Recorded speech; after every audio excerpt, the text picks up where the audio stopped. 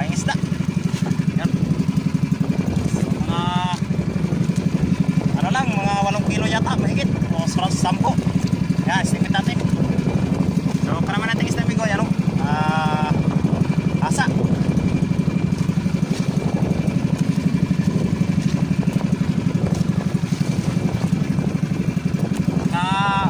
Mga baber. Yan, sari-sari yung isda natin migo. Matras pa talaga yung isda migo pag sariwa-sariwa pa. Sarap tumigo sa kinilaw. Saka may ano rin migo, tamban. Tamban.